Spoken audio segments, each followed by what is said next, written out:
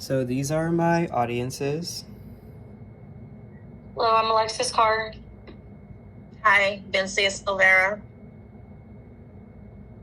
Hi, I'm Brooke. I'm Jansen. I'm Denise. Okay. All right. Hello, my name's Blanco. I'm sure that we've all noticed at somewhere around Halloween time, there is that the Latinx community tends to celebrate Halloween longer than others. This isn't because they really love Halloween. This is because they're actually celebrating the Day of the Dead, a 3-day celebration that is widely popular in the Latin American community.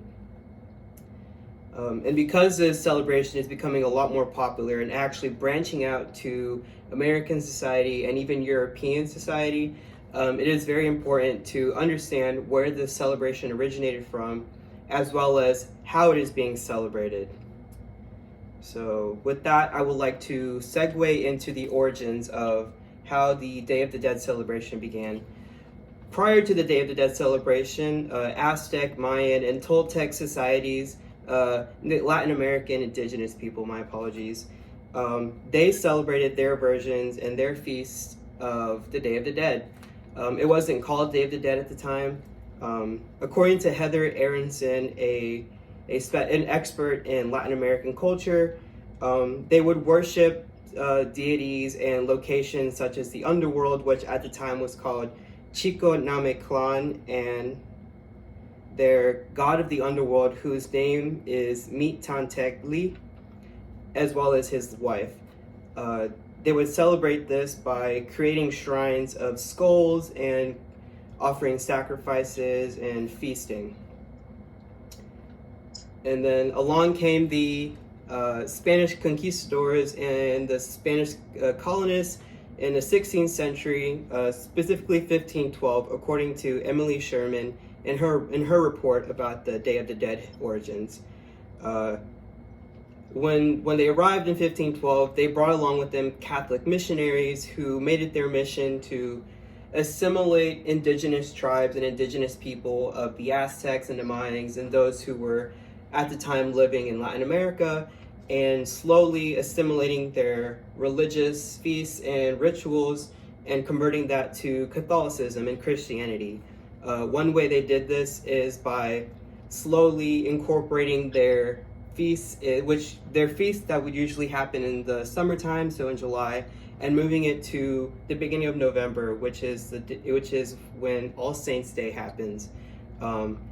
They also incorporated their deities and their saints into the Aztecs and Mayan mythologies by replacing them and correlating them to Christian saints.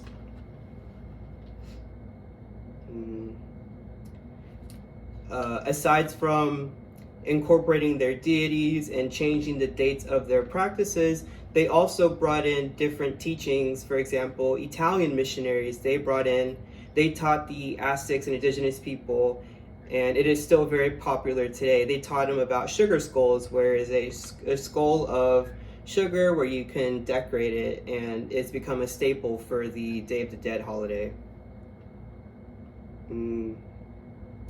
Slowly, as both of these cultures merged, the Day of the Dead name itself arose, and that is why it is called Day of the Dead today. With the origins being put at peace, I would like to talk about how it is being celebrated today in society. So a lot of the Christian and indigenous teachings are still kept today. For example, the skulls are a very prominent staple and icon of the celebration itself. Sugar skulls and altars are very much of the Christian theme of the holiday. Traditional meals such as pan de muerto, which is a bread that is twisted, that has twists on it so it can resemble a skull, a set of bones, as well as mole, which is a traditional Latin American meal that consists of spices, herbs, even chocolate, and it usually incorporates some sort of proteins like chicken or pork.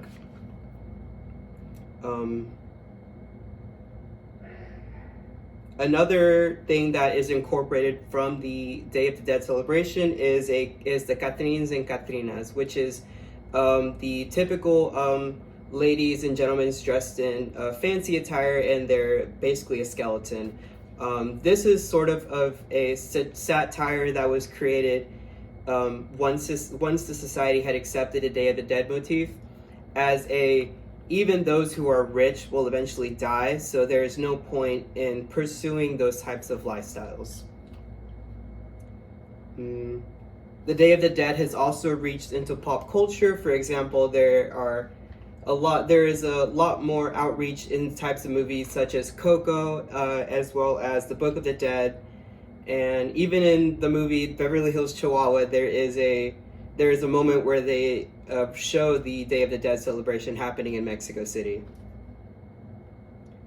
So just to wrap it all up, the Day of the Dead celebration incorporates both indigenous practices as well as Christian practices, and once the cultures had collided, they merged to create what is known today as the Day of the Dead celebration. It is important to know where it originated from, as well as the practices that occur when the Day of the Dead is happening, in order to properly observe this holiday. And that's the end of my speech. There is a feedback portion if y'all would like any feedback. Yes, I just want to say good job with all the information. I didn't know all of that, the meaning behind all of the schools and the sugar schools and all that. So I just want to say good job, and your transitions were very, very good as well. Okay. That's it. Y'all good? I thought it was very interesting. I didn't realize that the Catholic Italians actually had an influence on the holiday as well. Very interesting. Good job. Thank you. All right. And that's the end of my speech. Thank you.